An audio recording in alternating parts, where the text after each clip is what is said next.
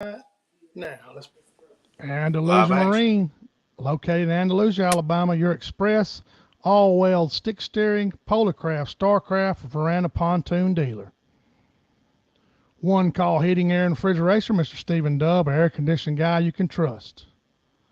RMC Mechanical Contractors, located in Chelsea, Alabama. Give us a call for all your industrial contracting needs. Styler Arms, located in Bessemer, Alabama. You can also pick these rifles up at Simmons Sporting Goods. That is a Steyr Scout in that picture. I've been hunting with a pro hunter for about 30 years, guy. One of the finest rifles made. Pick one up today, and you'll see what I'm talking about. Alpha Plumbing, Mr. D. Robinson. He's been with us since day one. Call him for any of your plumbing needs, a plumbing guy you can trust. CT Ward Power Sports, Camden, Alabama on Highway 28. Your Excel center console, side console, Godfrey pontoon, Hustler lawnmower, and Mercury and Yamaha service dealer. Power brakes. If you want to get your total boat control under control, get you a set of these. Give old Chad Clifton a call. www.mypowerbrakes.com. There we go, folks. We live. How's everybody doing? Going on? Oh, Ryan Wilson, he was sitting on GO. Look at him. Good Ryan, deal. Jamie Hall. We're waiting on Corey to get on here. We got somebody who wants to talk to Corey. Yeah. If y'all can tell, I'm not at home, and John's not at home either. I'm in the five Lake Seminole.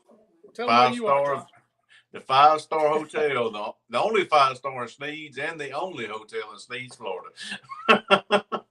That's right. I'm sitting in. I need to pronounce it right. Gaydon, Louisiana. We've been geese hunting at Sportsman's Charters. We've been having a good time, eating good. I'm so full right now I can't breathe, to be honest with you. I'm trying to lean back. You guys will see me, but we've been doing some killing some speckled geese, some snow, and shot a few ducks. But I'm doing it live right here in their bar section in their lodge. So we've been having some fun. Let's see all we got tuned in here. We got some people on here already, buddy. Mr. Philip Donaldson, Carlton Todd, my buddy Tommy down in Florida. Frank Davis, he's on YouTube. CNC Outdoors, that's a new one. I hadn't seen that. Appreciate it. Transducer Doctor, man, he done fixed our transducers. Oh, man. Joey's on here. He's been good. He's a lifesaver, man. When you tear your transducer up or pinch it in the trolling motor, yeah, you're all down and stuff, and you call Joey and I'll have it back to you in a week. You're like, really? You know, transducer Doctor. Oh, Joey, he's a good guy. Good guy. So, I haven't been fishing, not this weekend. But John, tell us about what you've been doing. I've been putting out a bunch of structure here the past, week and a half, and I'm about done with that. My lower back and and my wrist are killing me from tugging on that structure and stuff and putting it out. I seen that big tree. Oh yeah, well, I had a lot of help, man. But I did some of it by myself, and it's not the thing to do by yourself. It's really dumb to do that. But anyway, we started off today. We went down to Talcott fishing, and it didn't fare well for us to start off the morning. I think we had like 10, and I said, you know what? I know where we can go and catch some fish.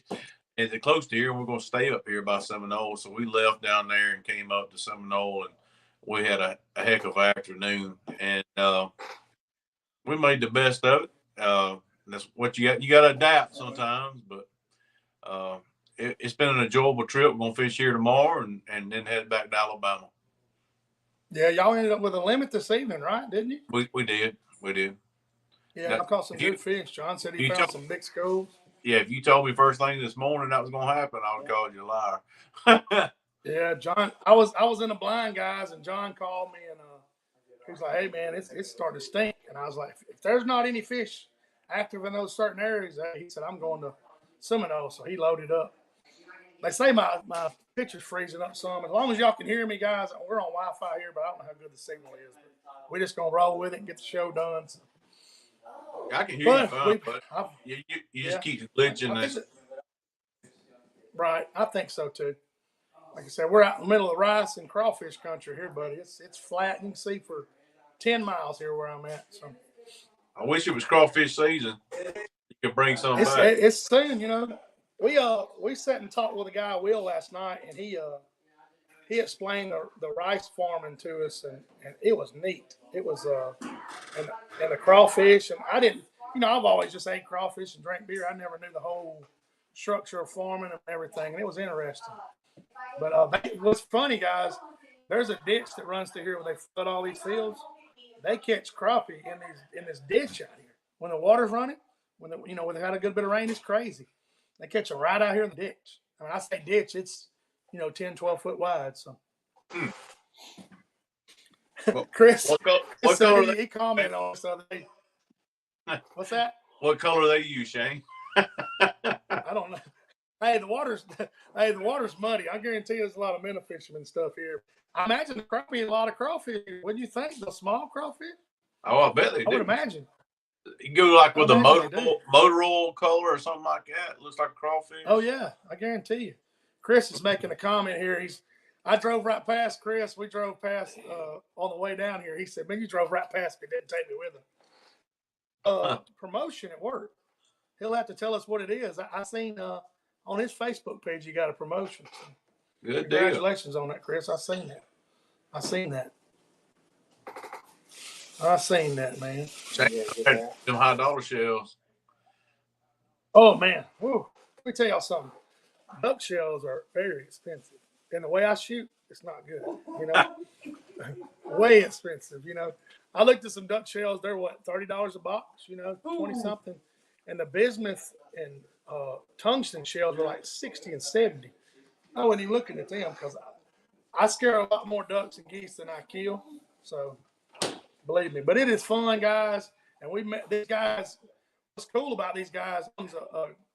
He's a tournament bill fisher, so they're big fishing. He does it all summer long, all the Gulf Coast tournaments. So they're all fishermen and hunters here, man. I'm enjoying the company and the ship. So my boss, man, both of them, my bosses carried us down here. We've been enjoying ourselves, and we've got some guys that we work with also here. That's why I want Corey to come in here, because one of his co-workers is down here with us. Oh, Robertson. Yeah, I want to go ahead and wish everybody a Merry Christmas. It's going to be here before you know it, guys. I mean, Christmas is next Monday, That's unbelievable. That's crazy. I know John is getting ready to put all the Christmas trees. Yeah, I'm ready. My wife, y'all, if you will put in the notes down there, if you think the 11 Christmas trees at your house is too much, please let me know. Jessica's got 11 Christmas trees. I mean, at what point do you say I've got enough Christmas trees up? Yeah, and she put it all up, John. I was like, John, you're gonna be busy. He said, "Oh no, no." Oh, Logan's on here, Jeremy. She loves Logan. Oh, Logan Johnson. Yeah. Oh, Holden Higgs. He said, I just want to thank you guys and John, since he wasn't on the show last week, for the opportunity to win that rod. He received his rod. Congratulations, Holden. You'll be ready to go. Holden, you should get it. They got your address. It was kind of my fault. It was a delay in getting them your address, so getting it. There he is. Look at here, Brian. Sloppy booty. Hey, Corey Newby's on here, Brian. He's sitting here watching us. Corey, I got somebody who wants to say hey to you while we're live. I'll let him stick his head in here. You recognize that fella, Corey? Corey Newby. You need to come eat some of these sockeye. They better than the Crappie any day. Hey, it's funny, guys. Hey, we've been talking about crappie the whole time I've been here. And suckle, because that's what they call them down here. That's right. Suckle. So. Sack of milk. Yeah, it's we've been learning all kinds of French words down here, guys. They probably all my buddies probably taught me all the bad ones and called it something else. So I probably shouldn't say them. Yeah, I'm sure. Corey said I'll let anybody on here. Okay. Low standards. Oh, man. Appreciate everybody tuning in from YouTube, too, man. Like I said, we got monetized on YouTube, and it's really, I put it out the other day, and it's taking off good. I think it's up 2,500 views. Oh, Byron. I guess Byron fishing tomorrow too, huh? He's talking about tomorrow. Byron's wanting to link up on the Bubba scales tomorrow. Yeah, that's what y'all need to do. He'll skin me up so bad. We're going to play cornhole.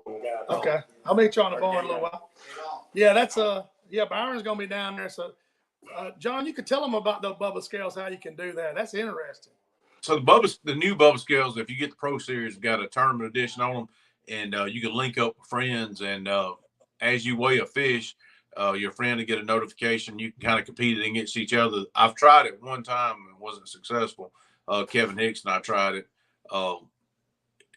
I don't know if the app was not working correctly or what, but I could get notifications of him weighing in the fish, and every now and then he would get a notification of me. But I think, I don't know, it's probably my era for the most part, and Jessica's normally the one that runs the scales, so I probably should let her figure it out. But I've got them with me, and I'll see if I can get it charged up tonight. Yeah, Byron said to link up with him. That'd be fun, man. I know one thing, me and Byron are going to be successful at tomorrow, and that's eating lunch at our spot there on the lake. Yeah, that's enjoyable. I don't know the name of that. There's a restaurant, right there on the water. You can drive it through the canal. It's good. I don't know the name of it, but Byron sure does. We ate there last time we were down there. Yeah, absolutely. It's good delicious stuff. Byron, put it there. Yeah, put the name of it on here, Byron, for them people, because we sure don't know. It's right there on the. What's bad is I've eaten there like I've eaten there 5 or 6 times. I can't remember the name of it. Pops. He said Pops Dockside Grill. Pops Dockside. Thank you, Byron. If anybody's fishing on Seminole tomorrow wants to meet up with us at lunch, let us know. There you go. Yeah, if anybody's down that way. John's got a little crew down there with him, so yeah. For sure. Hey, Mitch, how you doing, buddy? Joey, Owen, man, we got a bunch of people tuning on here. I need to say hey to Mr. Doug Lott. He won the Crappie Guide trip last week. We'll be giving a rod away next week, guys. Not this week. It's every other week. So just to remind everybody. Jacob's wanting to know when I'm going to put some long format videos. Jacob, now that we're monetized, I'm going to be making some more videos, guys, because we'll probably, it's a lot of work. We'll probably start trying to do one of those in-depth, what do you think, about every other week, Shane, or something like that? I'm going to try to do some in-depth stuff, some long stuff, because to believe it or not, guys, you get monetized, they really don't even recognize you. You're not even a YouTube part, so they kind of stays to the wayside. Since you're a partner, they put it up towards the front, and try to push it. So it'll help get the word out. Of course, we've gotten to where we are because of all y'all. So now we get a little bit bigger platform to spread the word. But we're going to try to get some more stuff. We're probably going to go to some more details. We get Shiloh in here about, side scan and live scope, go really into it. That way we pick up the show and go down a rabbit hole here. But a lot of people want to know big time details like John and them got into a little bit show before, just the noise rejection and all that stuff on live scope, because a lot of people don't know what it is. They just set it to what people's told them. So we'll get in there, but I'm trying to think what's going on with me. Starting to cut out, Shane. For y'all just that are tuning in, Shane's down or up in Louisiana. He's cutting out a little bit. He's in the middle of nowhere. It's glitching really bad. Shane, you're hung up. I'll try to add some fodder or add. There it goes. Trying to free up on guys. I went to Demopolis last Saturday and we had to cover a lot of water. We kept 40, but we had to. And for some reason, on the rivers here lately, they've had a bad attitude. And like John was saying, I think the water's too clear. This time of year is not supposed to be clear, and they've had a bad attitude.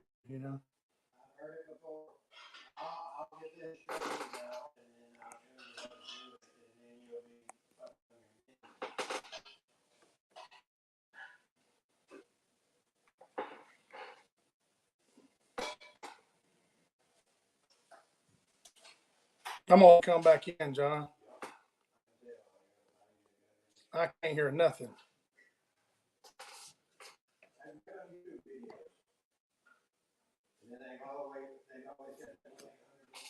I don't know why I can't hear a thing now for some reason. I'm going to go back out and come back in, John. You keep on.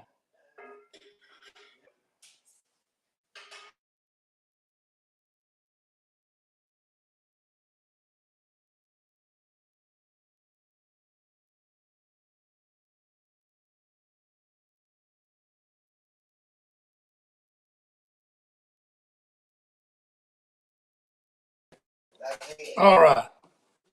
Hopefully I got sound now. Can't hear you, John. Yeah. Yeah, I hope y'all can still hear me, I hope.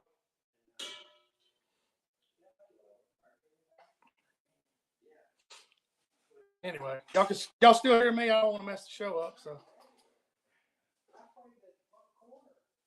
Okay, thank you, Scott. Appreciate it. I lost your audio, John.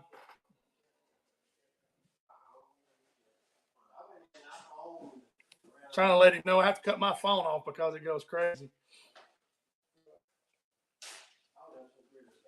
Appreciate y'all. Y'all got any questions while we're done? Let's see. Go out and come back in. You know, when you do something live like this, you run into stuff like this. So, hey, y'all have to bear with me.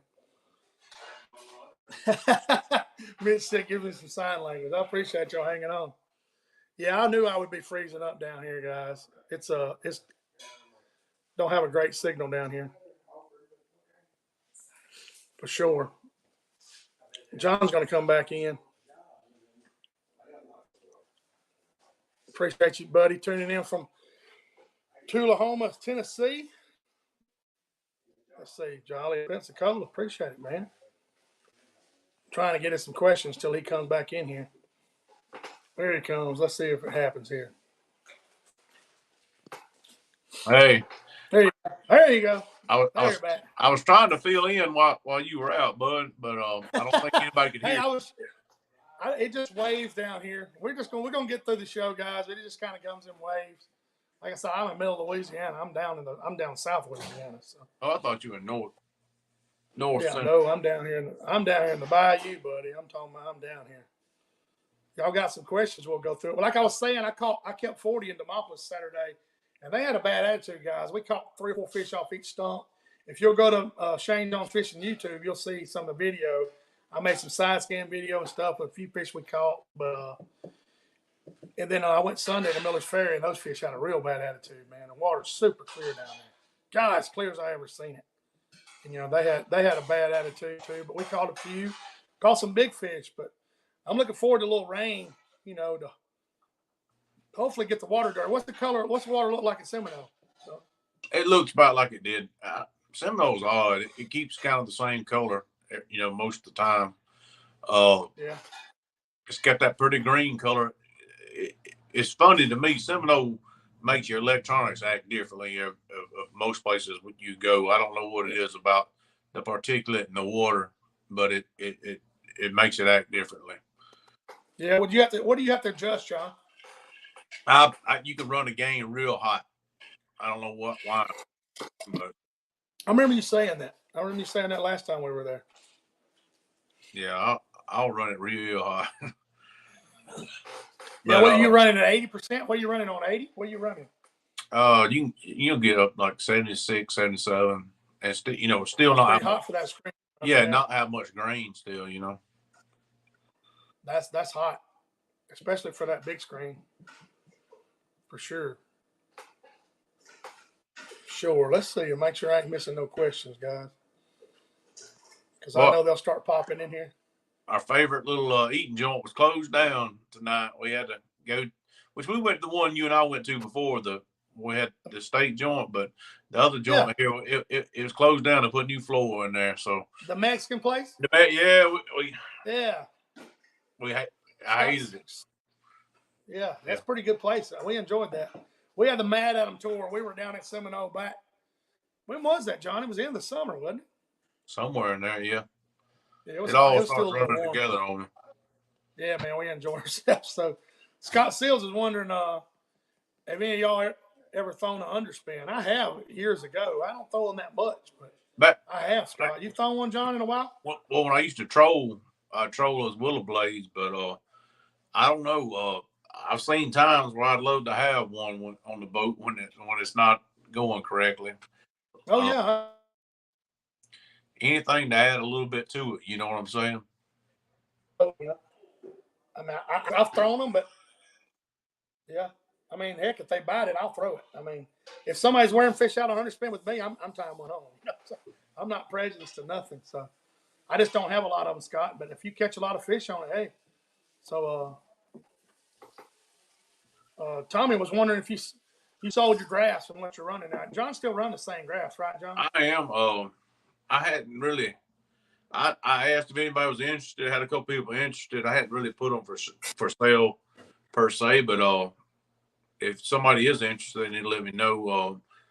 I got another. I don't know. I came across something, I wanted to do, but it's not pressing. I mean, it's working. So John's running a. Tell them what you're running, John. That way they'll know. I got it's a 8412, which is the same as 8612, 12-inch screen, hooked to a 16-inch LBT Marine, MBT Marine screen, and so my passenger or my co-fisherman's got a 12-inch screen to look at, and I'm looking at a 16. They're linked together, and it's handy. If you've ever fished somebody, you don't want to be all over the shoulder. You got your own screen on the boat when you fish with it. That's right. Yeah, John, just the owner of Sportsman Charter, just walked up. I'm gonna let him poke his head and introduce. I'm gonna put some links to his stuff in the comments. You guys want to come on a duck hunt? Hey, John, tell everybody. Hey, how are y'all, guys? And John's, like I said, he's a big blue marlin, big water fisherman. That's what he does for the summer. Tell him the name of the boat you run. It's a real wicked. It's a 73-foot Donzi out of Destin, Florida. Yeah, he fishes big. I mean, I've seen the fish. It's big time, and he does this all winter. They get prepared and plant and all these rice fields. It's crazy down here. But I'll put the link in the comments if anybody's interested in coming down here. Let me tell y'all guys, the teal hunting, the videos I've seen, there's like 2,800 teal they killed this season. Yeah, in 16 days. In 16 days. Oh, If you like to teal hunt, man, hey, if you can deal with the mosquitoes and the warm, hey, they show me videos. It looks like blackbirds. I mean, crazy. Yeah. Crazy, but that's John's amazing. super nice. We've been eating good, taking care of us. So I'll post this stuff in the comments if somebody's interested for sure. For sure. Appreciate y'all. Let's see. All right, bro. Yeah. All right. Appreciate it, John. I know a lot of people have been saying it's been, Logan's the only one I know as far as without being where John is. He caught the crap out of him today on Smith Lake. I seen where he posted some. He's been catching a lot of fish up there, guys. He's guiding up there. Get a hold to Logan on Smith Lake right there in Jasper, Alabama. He's been catching a lot of fish. So. For sure. Old Sonny and Kathy, Merry Christmas to everybody. Like I said, Christmas is here, guys. And it feels weird me saying that already. Like we started this podcast, John and I, in February of last year, and we're almost been doing it a year. You're like a year. I mean, it's crazy how fast it's passed by. This thing's growing, guys. Thanks to sponsors and and giving away trips and rides. And by the way, I'm on our big tournament, CrappieKast Kings of the River at Miller's Ferry, April the 6th. I've already got Pop's Jig Company and Trixie Jigs Company. They've already gave me a certificate for 2 dozen jigs, so each. So that's 4 dozen jigs. We're going to be custom jigs. We're going to be giving away at the tournament, and it's just going to keep growing as we get there. We're really going to start pushing after the first of the year, guys, and try to get this thing lined up. We're going to have some fun. John's going to be at the weigh-in, and he's going to be conducting it. It's going to be fun. So, oh yeah, we'll have a big time.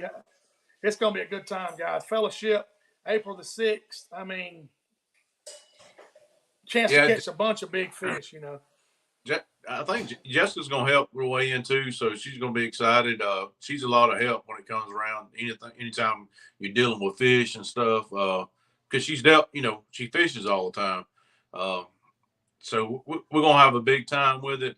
And if somebody wants to to get involved with the tournament, let us know. Send us a message, and I feel I'll be like honest with you. we're gonna have some really good teams in it. It's gonna be very competitive. There's places to stay right there, and it's gonna be the first one, CrappieKast tournament, and we got a pretty catchy title with it. Yeah. Hey, Kings of the River. It's gonna be, and like John and I discussed, that time of year, live scope or not, everybody's got a chance because those big females are up there. Your long pole men of fishermen with the court's got a chance, and that's what we want. We're working on something catchy for the winter. It's not. It's going to be we're talking about a belt instead of a. Yeah. Oh yeah. We're gonna have some fun with it. Yeah. Exactly. So King of the River is going. You have to get that belt for that year and have the year on it, and it'll be something. An eye catcher. Somebody walks in your man cave or your area there and say, "Hey, what's that from? You was WWE or something like?" No, I won that crap. Exactly. Hey, exactly right. Hey, that's what it's going to be fun, guys. You're going to get to meet some great crappie fishermen, and then you might be able to talk to them face to face. A lot of these people on the show that we haven't met face to face, that we didn't meet at the Crappie Expo, we'll be able to meet them at the tournament. April the 6th is going to be a big thing, man. I hope to have 40, 50 boats. I hope we have more. I want to really make a show and show have some fun. That's the main one, fun. Just have some fun, weigh in some big fish, get to see a lot of big fish, and just the fellowship. That's what I've enjoyed being here, guys. Like, there's people from Nebraska here and everything. So, you got the fellowship of it and the eating and the telling lies and stuff. That's what I really enjoy about the outdoors. Whether it's geese hunting, duck hunting, fishing. I mean, that's the part I like. That's why we do this show. I mean, it's just a little outlet to just, have some fellowship and have some fun. So, yeah. James Trott said he's coming. Appreciate your No Slack Outdoors that they're on here. Old Shiloh's on here. We appreciate old Shiloh. Adam Acker. Appreciate him too, guys. I'm sure y'all got some questions maybe to ask because it's getting wintertime, guys. The water's cooling off. I mean, it's fixing to be a good time to catch some fish here. Hey, it's a good time right now. I mean, get out. What was the water temperature down there, John? What was the water temperature in Seminole?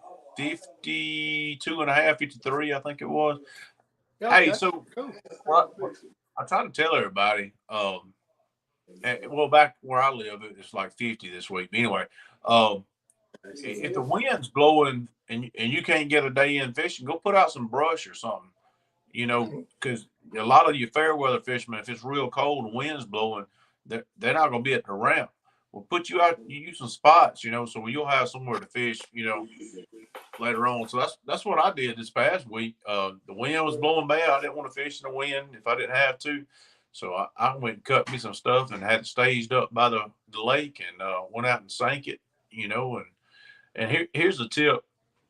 If you've got an area that you want to go put some brush out in and it's legal in your state or area, take you one of those buoy markers and you come over the area. And it's like me personally, I put some stuff out this week. It was like 11.5 foot of water, and I was just laying it down on its side. I wasn't standing it up. So I'd go along there. And I was looking at my contour lines on my map, and I got to that 11.5 foot mark where I wanted to put the stuff. I'll throw that buoy marker out at the back of my boat right by my transducer.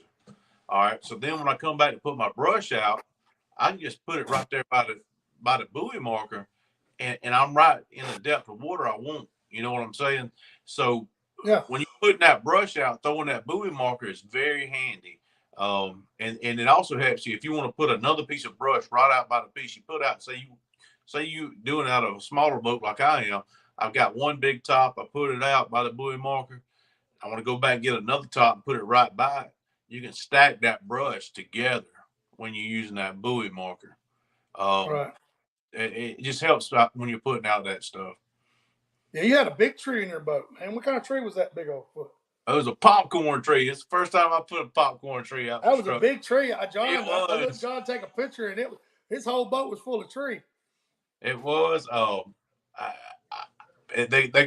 went to my grandmother's cow pasture, and I saw one. I said, man, that thing just looks like a fishy top to me.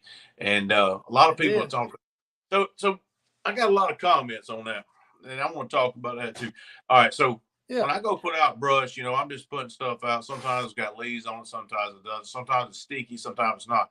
Well, if it's holding fish, and you can come over the top of it, those active fish a lot of times will sit right on the top of the structure. So some people will worry about fishing down in the structure. You don't always have to fish down in what you put out. If you can bring that jig over the top of it, and a lot of times they'll come out and eat. So if it's sticky, I mean, that can be good for you, you know, and they'll come out of it. Now if you want a long pole and get down in the structure, you can take a weedless jig head and get dipped down in it. But me personally, I always cast over my structure anyway and try to get them to come out. That's the first cast we always preach anyway. Right. Go over there and see if you got some hot fish, right? Those active eaters that are coming out of that structure and burn out of it, they'll eat a lot of times rather than those that just lag and come out of it. And that's the way it was today when we were fishing here too. The ones that came from the bottom that were, you know, heating out of it, those were the ones I was like, I said, Scott, that one's finna eat. And sure enough, but you know, those fish that stack up right at the top of that structure, a lot of times the one you catch. So you don't always have to trim it up and make it just pole like for it to be good structure. Right. Yeah. You know, everybody wants the perfect structure to think they can fish it, but those fish, they pick out different stuff, what they want to get in and don't want to get in. You know, I've caught fish when Tom and I fished the lake by our house. There'd be a PVC pipe, one PVC pipe, 1 inch. He caught a 3-pounder off of that thing, a 1-inch PVC pipe. I mean, you know, so. And it's no rhyme or reason. I mean, there is some, but I have put out stuff and just swore on everything. It'd be the perfect place and perfect structure, and it never turned. Yeah. Like this past week, we've probably put out 20 different piles over the past week and a half. And if half of them produce, I'll be happy with 50%. So exactly. You don't ever know. And then now what you do when you have that structure, you got a good hot tree, you're going to go not a little ways from it and put another tree, aren't you? Not always there, Shane. So I was looking for stuff this time that would be longevity. Well, not only longevity type stuff that wouldn't blow out, but stuff I could fish year round. So earlier when I was talking about 11.5 feet, so if I put something 11.5, 12 feet, and it's 4 feet tall, it'll stick up to 8 feet. That's normally where our thermocline is during the summer. Right. So it might stack fish on it during the summer. It might have fish on it this time of the year. So I'm trying to put it in a happy medium where that structure I put out, I can fish it sometimes all year round. You know what I'm saying? And it might have fish on it all the time. So out of those 20, like I said, if I get 50%, they hold fish every time but spawn, I'll be excited about it. Oh, yeah. Yeah, you're exactly right. I mean, that's right. It's not every top's going to be good. You know, it's just like every stump you run into on the river, and a certain time of year, they're going to be there. Stephen Tucker's got a good question. He said, have you noticed it seems cedar, Christmas trees, or any type of evergreen tree seems to hold more fish? It holds a lot more bait. I don't know about a lot more fish, but it holds a lot. And it's usually smaller fish, in my opinion. Cedar and Christmas. I'm not a big cedar and Christmas tree fan. We put out some cedar and caught fish off of it. I have. But I'm more of a hardwood or, you know, something. I don't know. It seems like that oil has to come out of that cedar or that Christmas tree before they'll go to it. You know. What was that tree you and I fished by your house, John? Black willow. Man, let me tell y'all something. That tree, man, I wish I had pictures of it. John goes, there's my tree. And I said, I don't see nothing but fish. Yeah. There wasn't no tree there. There was so many fish on it. Well, black willow, that's what it was. Yeah, that black willow will repopulate for it. It'll grow back if you'll top it correctly. That's cool. It's really good. It's a really good thing to stand up with. The thing to cut is sweet gum because everybody hates sweet gum trees, and they'll just let you have them. True. That's exactly right. Patrick Garner's got a good question, John. Are certain colors better at different times of the year? What is the all-year color to go to, John? I know what John's going to say, but go ahead, John. Black and chartreuse. And black and chartreuse and monkey milk. And then, as my little boy calls it, candy corn is that orange and chartreuse. It's got different names. Those are my 3 go-tos that we use year round. Today we threw a combination of black and chartreuse and monkey milk. Scott threw a bunch of different stuff, colors, and I don't know, just natural stuff today seemed to be the more, I always like natural stuff. I don't really understand why orange and chartreuse fits in the color pattern of natural, other than it might be like a pumpkin seed or something like that, fried. Right. But I guess black and chartreuse, I don't know. But that monkey milk, it just looks, similar to a shad. And I got some black and silver I got from Limits Tackle Steve makes. And he's got a new, here's a good one I haven't really talked about. Steve Limits Tackle has got a plastic called Platinum, I think he calls it. My friend Dr. Story, he ordered some. Man, they're sharp. I'm gonna next time I get some baits from Steve, I'm gonna get me some. Yeah, that Platinum's pretty sharp. I got you. Johnny, you're taking if you throw monkey milk in a school or some stumps, and you got one that kind of runs up at, and you catch one you throw in there, he don't get any attention. Are you taking that black and chartreuse and firing it right back in there? A different color. Do you do that a lot? Well, or you just move on? My problem normally is I don't feel confident that I showed it well enough to the fish gets attention. It's not necessarily that the color's wrong, is I didn't present it in a way to get the fish's attention. I'm not always, if I get a fish that followed and it didn't work out, or there's more fall didn't work out, maybe change colors. But a lot of times, if you thrown in there and the fish hasn't reacted or fluttered at all, it's not right. it's not the color. It's that you didn't do your job and get it in front of the fish's eye. Right. Well, a lot of guys that's not used to using live scope don't realize they never lined up correctly. Their bait might have went a foot or two away from them. If the fish is not, people don't understand it. I tell people all the time, they're like, he's just not going to eat it. That fish didn't move out of the way, react to your bait whatsoever. That means, hey, you might not have went by him at the right spot. So cast again, and we'll see, That's the thing about that cone, guys, is 20 degrees, 18 degrees on these 34s. And, you may have 3 or 4 feet out there at 30 feet. That's it. It's kind of like when we were spider rigging and stuff, and I would adjust my depth more than I would my color, because if I wasn't hitting stuff or losing jigs or something like that, then I know I wasn't doing something effectively. So that's why I'm saying I don't necessarily agree with color mattering so much. It's because back when you used to have to mess with depth so much, to get down there, that's what you were seeing your stuff, because you were getting it closer to them. Right. So, yeah. I think if people don't understand, the more you use that live scope and the more you do anything, you're going to hone into those fish and what they're doing, how they react. And that's what you'll learn. Even casting just a weedless jig with nothing, you'll hit that one certain limb and get thumped. And you're like, oh, that's a sweet spot. It may just for that day, But let's see. Crepe myrtle. That Avery's got a point. Crepe myrtle. I know a lot of people think crepe myrtles in buckets. I sank Avery. I sank some this week. Yeah, that's some good stuff. No kidding. Frank Davis, appreciate you tuning in on YouTube. He's saying he lives in a swamp. He has access to black willow and sweet gums. There you go. I mean, I fished black willow with John. You got it. Frank, that black willow is easy to stand up. And the limbs will spread out like this when you stand it up. He's talking about if you want to stack some stuff and make you a shallower pile where you're stacking it, that sweet gum is probably the way I go. But standing up stuff, that black willow with some floats or like some 20-ounce Gatorade bottles tied into it, that black willow is strong. Yeah, that's what we fished over there, not far from John's house.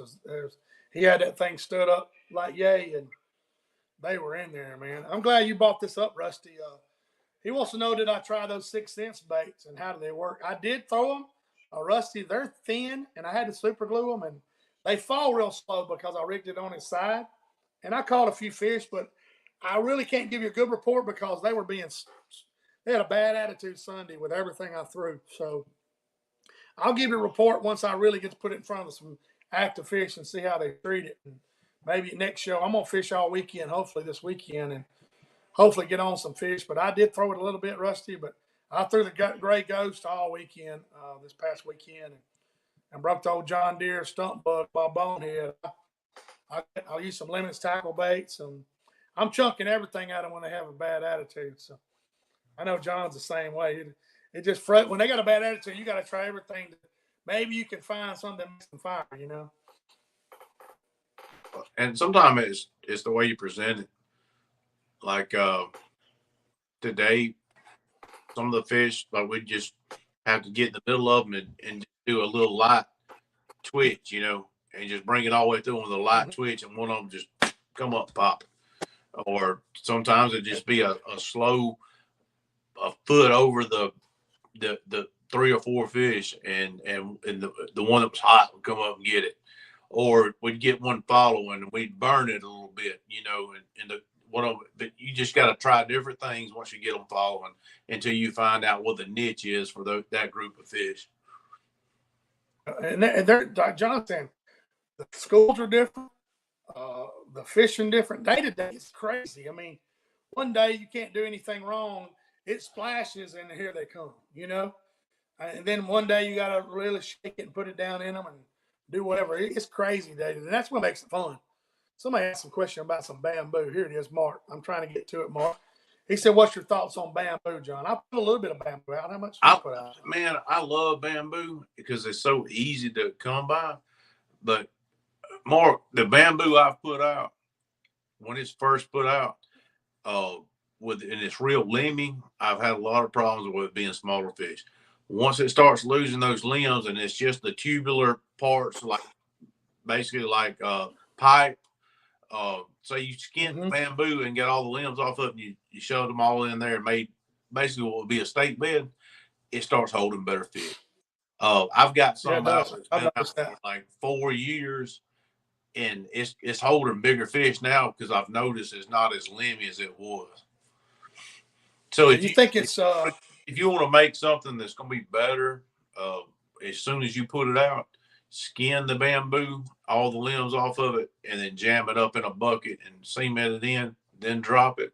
And here's the thing about bamboo, you don't have to put a float in it because it's got air pockets and it always stand up. And then once it's sat in that mud for a while, it'll stand up.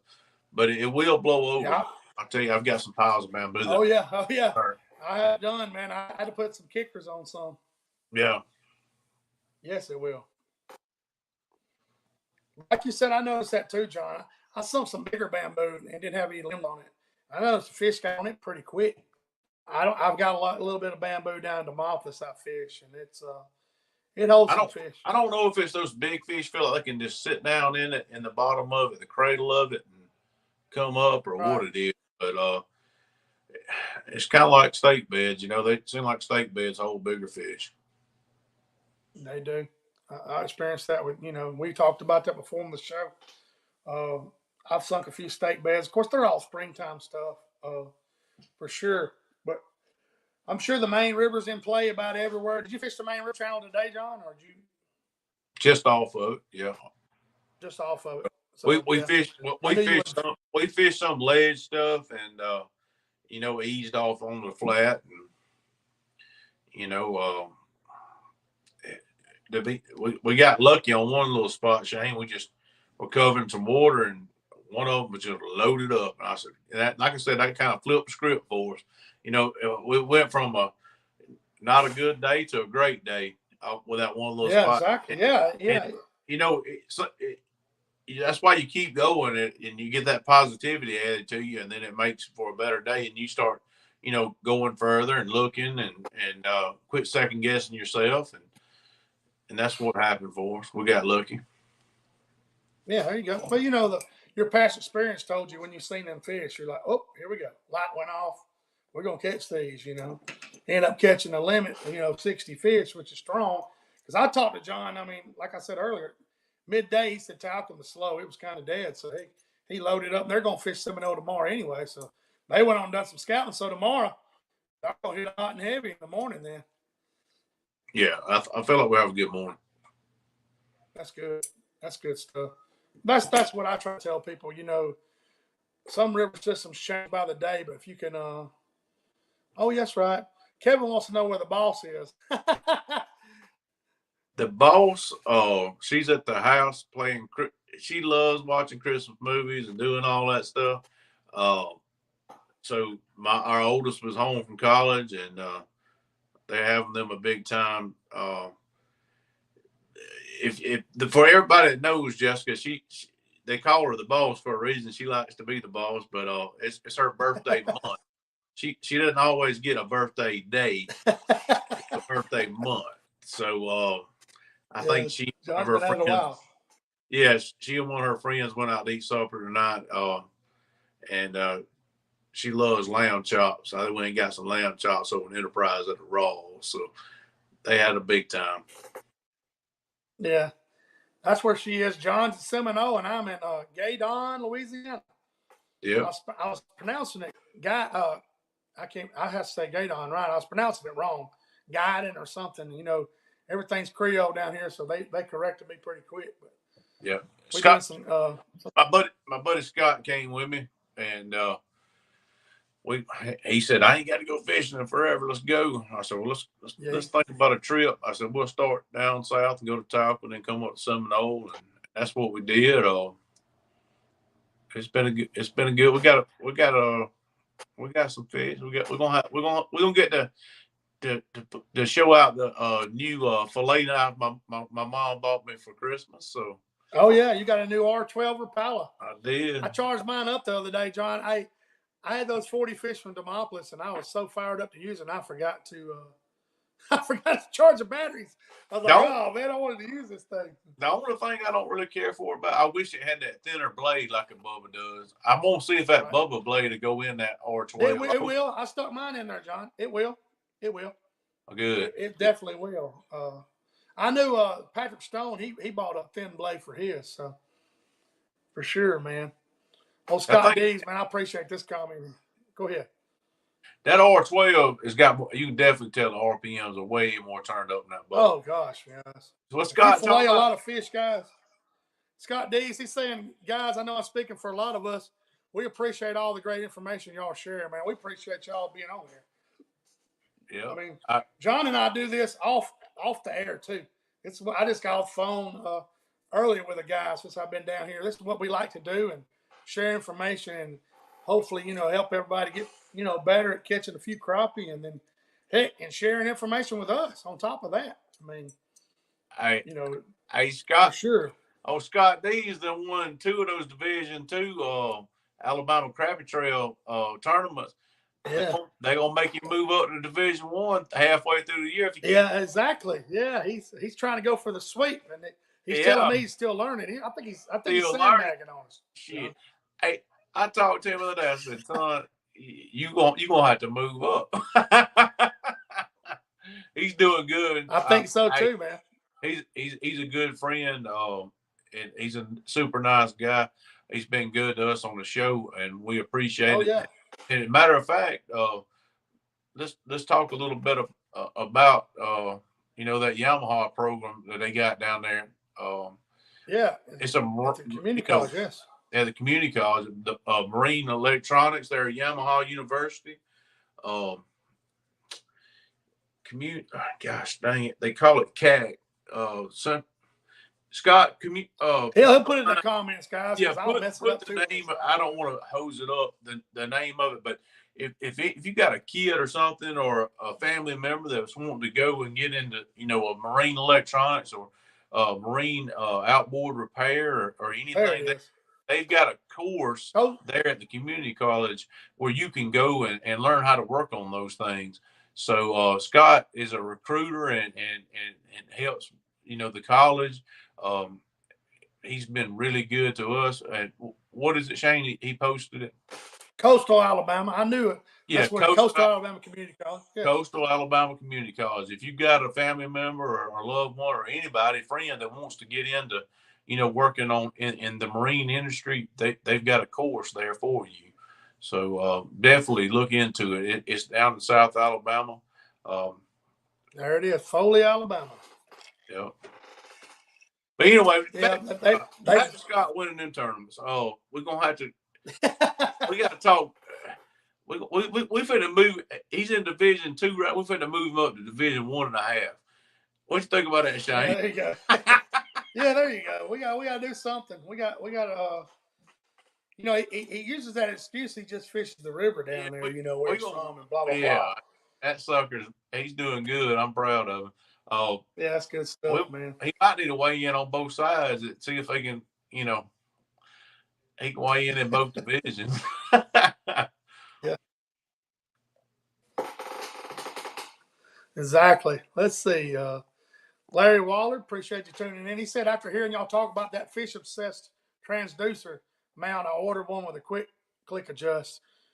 Will I need the extra 1-inch spacer for my oil tracks? I don't think so, buddy.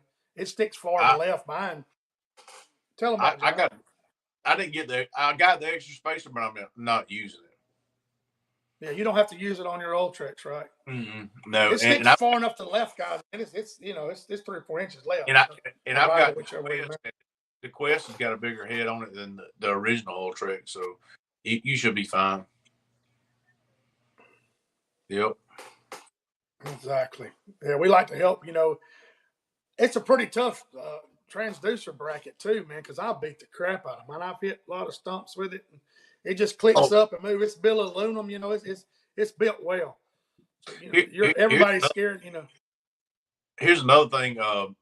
I think we talked about this, but if you do buy the new Quest trolling motor, you're going to need to get a different mount, especially if you got an LVS 32. The shaft's built differently. It's a larger diameter. It's not a perfect circle. It's flat on each side. So if you upgrade your trolling motor to the Quest, just be prepared to get you a different mount for your transducer. Yeah, or some longer bolts in it, but it's still not going to be exactly right. Yeah, you don't want to do that. That'd be just a temporary thing. So that's a great mount. It's not cheap. I bought one, but like I said, I fish a lot of stumps and I'm rough on equipment. So if I use it, we're not sponsored by none of them, whatever. We just try to share some good stuff that we use, Yeah. And we try to, and if y'all find something that's good, hey, mention it on here, in the comments. We'll check it out for sure. Because, that's what we created this thing for, to share good information about good products, period, Let's see. I'm trying to make sure I didn't miss anything. Rodney Talley's on here. Oh, Kevin Hicks. I appreciate Kevin too. He's a good friend of all of us in the show. Mm-hmm. I'm trying to remember. Hopefully, we ain't missed any questions. I don't think we do, sir. John, you're fishing Seminole tomorrow, right? You're fishing Seminole in the morning. I am. Yep. And then you headed back home tomorrow evening. You know what I forgot today, and I'm glad I did forget. We got the GoPro with us, so tomorrow we'll try to get that thing going. I'm glad I did forget it today, because it wouldn't have been any good. Yeah. It would have been a few curse words this morning. To the afternoon. It'd have been a lot of editing, but I feel like tomorrow, or I hope tomorrow will be good video. We might do some stuff pulling into the restaurant, add that in there to it, and it's really a fun trip to come here, go fish in the morning, ride up there, go eat lunch. It's pretty cool. Anytime you can go fishing and go eat lunch all on the same trip, it's pretty cool. Oh yeah, yeah. Well, there's a lot of places that don't have they don't have marinas or nothing you can eat at. They're all shut down. Mom and pop stores are gone. Yeah. I remember doing that growing up as a kid. And it's really, really good food. Yeah, it is. I've eaten there. Pop's Dockside on Seminole. That's right. That's right there in Georgia and Sneed, Florida, right? Right there. Yeah, we put in at Sneed's, but you go over the Georgia line to go eat at Pop's. Yeah. Run up the hooch, the Chattahoochee. They call it the hooch around here. Yeah, that's right. You're exactly right. Yes, the hooch. You're exactly right, guys. Lake Seminole, guys, we went down there, a group of us, and we had a blast. I don't know, 6, 8 of us. I don't know how many there were. So we had a blast down there. We had 4 boats here today. Yeah, it's a target rich environment, isn't it, John? Yeah. That's what I tell these guys. Hey, when them geese is not coming in and there's all kinds of cormorants and trash birds flying over, I'm like, it's their lucky day, you know. I wish they would open cormorant season. Me too. You know, I wish they'd open a season up. I would probably run some guide trips, setting a couple cases of shells up front of my boat and chasing them things. I cannot stand them things. Them things are everywhere. Man, we have seen the most eagles down here. It is unreal. Really? Yes. Cool. There's a pile of them. Hey, you know how Talcon is where you got stumps everywhere, Shane? So yeah. I don't give a damn about duck hunting, right? But, you know, I'm looking for stumps and Scott's like pointing out ducks. I'm like all twitchy. I'm like, stump. And then he's pointing out ducks. I'm like, stop pointing. Ducks. Yeah. That's funny. There's some stumps in Talcon. There's a stumps in Seminole too. Now. I smoked the stump today. Luckily, I didn't break anything. Yeah. It's a pretty good lake. Hopefully, we're gonna run one of these. We're gonna do the big CrappieKast Kings of the River tournament April the 6th. But before then, February, somewhere around in there, whenever John and them decide, we're gonna do a little Mad Adam little tour. We're gonna hit one of these lakes. I don't know. Maybe Seminole. Who knows? I mean, I think we need to do Lake Eufaula. Do you? Because it's so many fish there. Lake Eufaula, Alabama, because man, there's more fish in that lake than any other lake probably in the state of Alabama. That's what we need to do then, because there's a lot of people. Man, I get asked about it every time I see somebody out, John. They're like, "Hey, when's the Mad Adam tour?" You know. I know. When are we doing that? So. I feel like we've let that cause now. We need to make sure we commit to it. Oh yeah, we're doing it, guys. We just need to plan a date, and that way everybody can make plans to do it. I think we need to do it, like John said, in February. Well, the good thing about doing it there at Lake Eufaula, Alabama, is we got a state park people can stay at. There's a campground people can stay at. There's some cabins people can stay at. We've talked about this before. We just need to commit and stand firm to a date and plan it in this time frame so other people have time, and we'll get a venue to eat at, and so we can all get together and hang out. Yeah, that's what we need to do it, John. You and Jessica get together and find a date we can pull the trigger on February, and we'll lay it down. All right, we'll do that. Maybe we can announce the next show. We need to do it. All right. It's here, man. January's here, guys. Christmas is Monday. I mean, January's here, so. Well, Shane, I got to get off here. I understand. We're right at time to quit anyway. We've been on here 59 minutes. I know you got to get ready for tomorrow, and I got a whole crowd of people waiting on me out there to shoot the bull with. So we enjoy everybody that tunes into this show, guys. Again, thank all y'all. And hey, man, y'all bring y'all's questions. You got any questions during the week? Message John and I. Call us. I mean. If I'm able to talk on the phone, I certainly will answer any question you got. Try to help you save you some money on something, what not to buy. John and I's been there and bought the wrong things, and that's kind of why we started all this stuff. So appreciate y'all, man. Everybody tuning in YouTube. There's 70 people on here. Appreciate every one of y'all. I promise you I do. I look forward to doing this show. And when I came here, I was kind of concerned about having a signal or not, and I was like, we're going to try to do it, and that's what we did. So appreciate everybody. There you go. I'm in Sportsman's Charter in Gaydon, Louisiana. Y'all hit me up. I'll hook you up with John and get you a trip down there. I'm having a blast, and I've got to go walk around. I've ate too much. So appreciate it. John, stay on here. I'm going to turn it on. We'll be back next Thursday, 7 p.m. Central. Merry Christmas to all y'all. And we'll be back for New Year's. But, man, I appreciate all y'all. Y'all have a good Christmas. Spend time with your family, guys. And we'll see y'all next Thursday. Appreciate y'all.